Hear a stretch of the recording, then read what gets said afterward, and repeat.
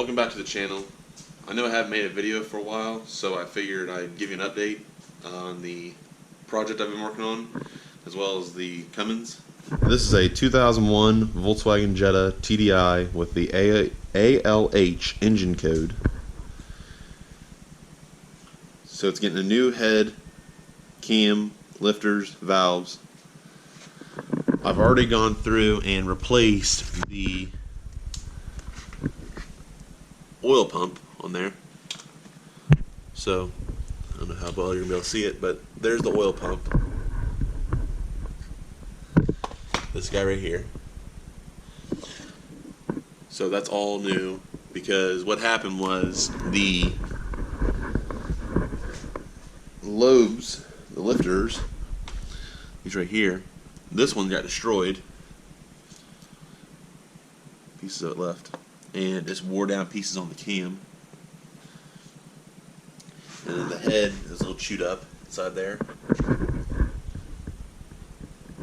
So new head, new cam, the bearings, studs. Instead of putting the head bolts, new head bolts back in, I'm just going to go over studs. Head gasket, the turbo's here, that came off of it, so we'll put that right back on.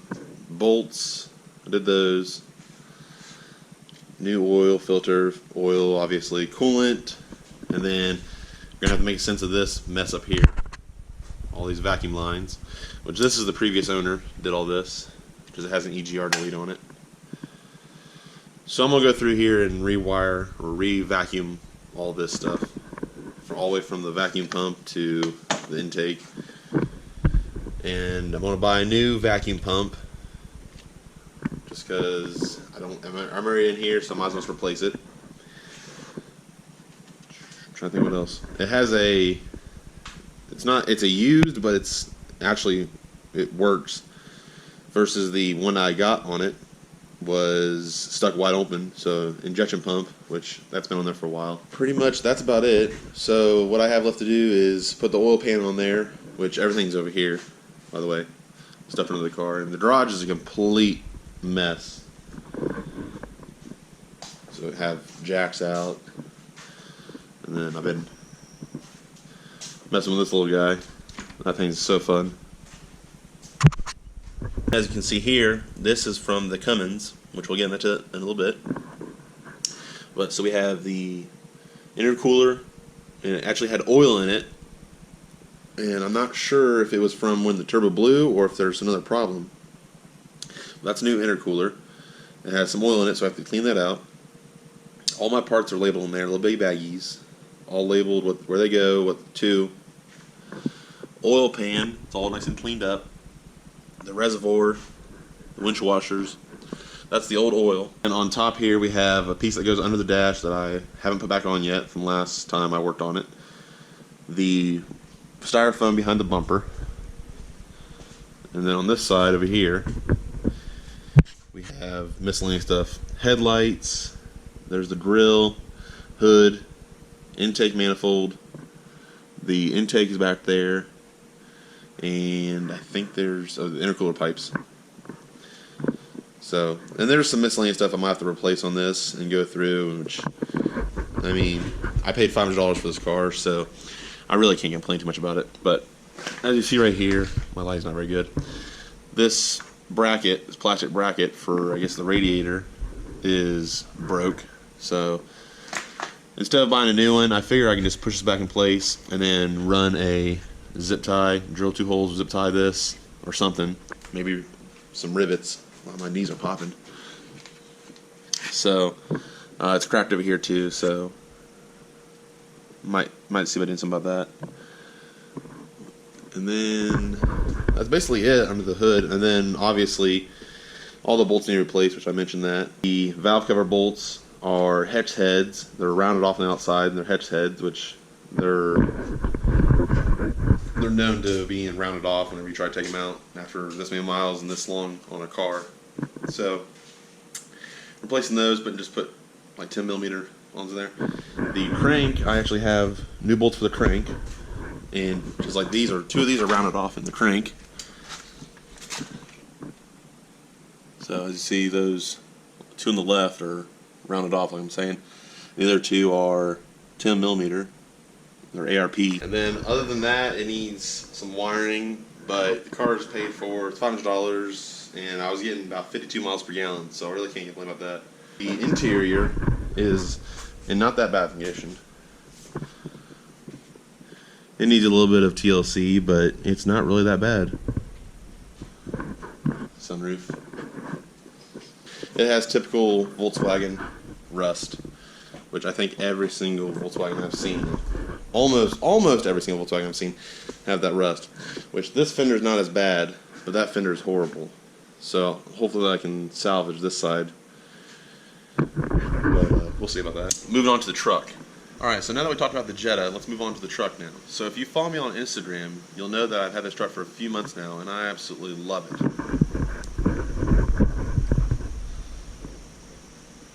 And it just started sprinkling here, so hopefully I'll clean the truck off a little bit. It has mud splattered around the wheel wells, because when you do wide wheels, obviously, it splatters really easily. Alright, so whenever I got the truck, it had already been debadged, except for the Cummins logo and the 4x4 logo on the back. Now I plan on taking the 4x4 logo on the back off and leaving this little Cummins badge. I like that. But whenever I got the truck, it already had LED low beams in it, which are extremely bright, especially at nighttime with the windshield tinted. Then it didn't have the suspension in the front, was just all stock, and it had just stock tires on it. It had tinted windows on the front driver and passenger side. They were like 35%, I believe, and the backs were 15, and then the very front one and the very back one weren't tinted at all. What else? It came with the Nerf bars, which I kind of like those. It's very easy to get up in there. I'm 6'2" and 6'3" roughly, and they make it so easy to get in that truck. Without those, it would be very difficult, even for me. Yes, you can hop up in there and, you know, grab your steering wheel or your little bar, but I'm getting too old for that stuff. You know, I'm an old man now. So the wheels, tires, and then the suspension I put in my own LED switchbacks in here, which I'll turn those on in a little bit here, but you can see they all work. I didn't want to go in and splice in anything inside there, so I wanted everything plug and play. So that's another thing with this truck. So anything I do to this truck from here on out, I want it to be reversible. Now when it comes time to do the EGR and everything, I'm going to sell that DPF system and stuff, but you still can go back to a EGR if you really want to.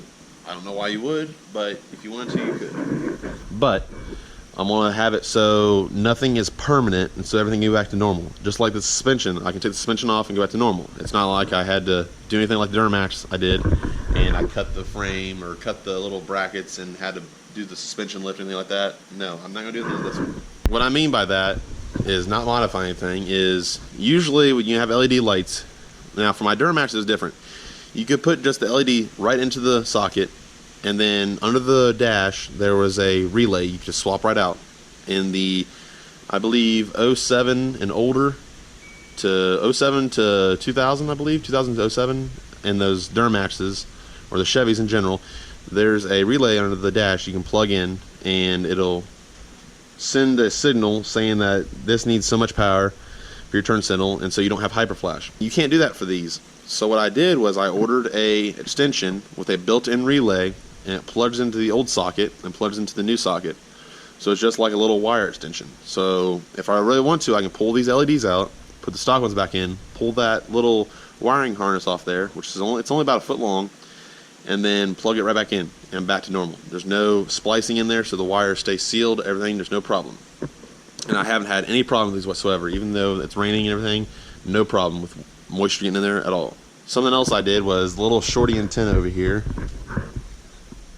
I put the little shorty antenna on because I didn't want the big old wire hanging up there. This just cleaned it up some more. Now the window tint, the windows are tinted in 25% on the windshield, 5% on these two sides on all around, and the very back one's 5%. Sooner or later, I do plan on taking the steps off and maybe putting some amp research steps or something on there, just so it cleans it up just a little bit more, just so it makes the truck look a little bit bigger. Now the wheels are 22 by 14 fuel forged FF30s wrapped in a 305 45, I believe, 22, which they are stretched on there like crazy. I mean, like crazy. And those are not permanent tires. I just wanted those so I could run it through the summer this year, and so I could have something so I didn't run on stocks, because if there's just one thing I just hate, it's just running on stock wheels. It's something in my mind, it just looks like everybody else's truck. It doesn't set you apart from anybody else. Now when you put your own wheels on there, it sets you apart from anybody else. Now if I bought a truck from somebody, just like my white truck I used to have, when I bought that, it was a nice truck. It was somebody else's idea though. The wheels, tires, that was somebody else's vision for that truck. I didn't like that vision, so I immediately had to change that. I'm the same way with anything else. The Mustang, I had the same way. I had to change it because it's somebody else's vision. It's not me. It's not a representation of me. So, just like the black Duramax, whenever I started doing that, that was a representation of me. Just like this right here is going to be a representation of me. So, I just had to have some tires on for now, which these will do for now, and then I'll keep them, and if I ever get a set of like 22 by 12s or 22 by 10s or something, I can just throw these on there, or I have them as a backup set. Now suspension wise, it's a 2.5 inch Rough Country leveling kit, and then I have the Rough Country dual steering stabilizer shocks on there, and that helps out with the steering play a little bit, and it just stiffens everything up in the front. Oh, it's really raining now. It hasn't rained in forever, and then here it is trying to make a video and it starts raining. But we needed it. So basically that's all I've done to it, other than window tint and wheels and suspension, and then the LEDs, window tint. Let me step out here, show you inside. So there it is, looking through it.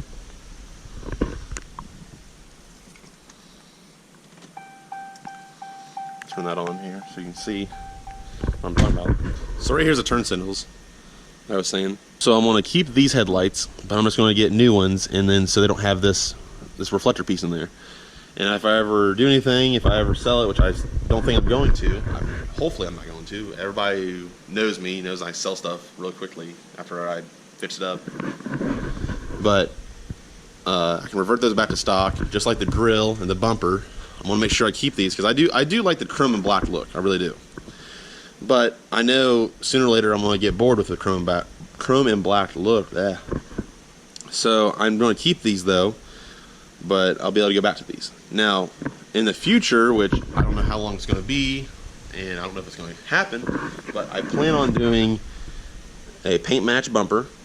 It's kind of like the Laramie or the one grill that everybody has, which the little triangles out here and it says Ram across it. I plan on doing that, but a different variation of that. The one I found does not have the Ram logo. I think it's the Bighorn one, Bighorn style, whatever. But it has the right here, and I plan on doing a chrome one if I keep this look like this, or a paint matched one. So I want to do a paint matched grill, paint matched bumper, which will clean that up, clear headlights,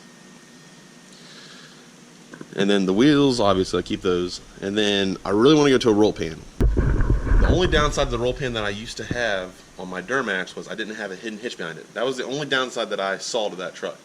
That, and it lost a little bit of weight in the back end. But I'm going to put a roll pan on this with any luck, and then I'm going to have a hitch fabricated by my buddy John. So I'll have to get all the measurements for that, and it's going to take a while to do that. These mirrors and the door handles will be getting paint matched because I don't want to have to put that stuff on there to bring back the color and that plastic. So that's one thing that I hated on my Duramax was I had the stock textured door handles. So it's going to be about $500 $550, which I already got an estimate to have those sanded down, paint matched all over. So the 2 mirrors, the 4 door handles, and then possibly the rear third tailgate handle. So I'll go ahead and step out here and give you a little walk around of it so you can see all around it. It is the factory. It doesn't have the leaf spring in the rear. It has factory coils.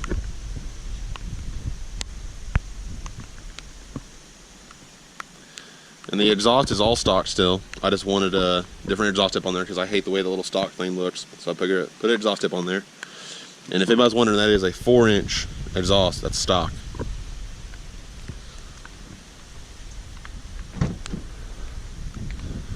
Open this up here so you can see inside. See, once you're inside here, you can actually see out pretty well.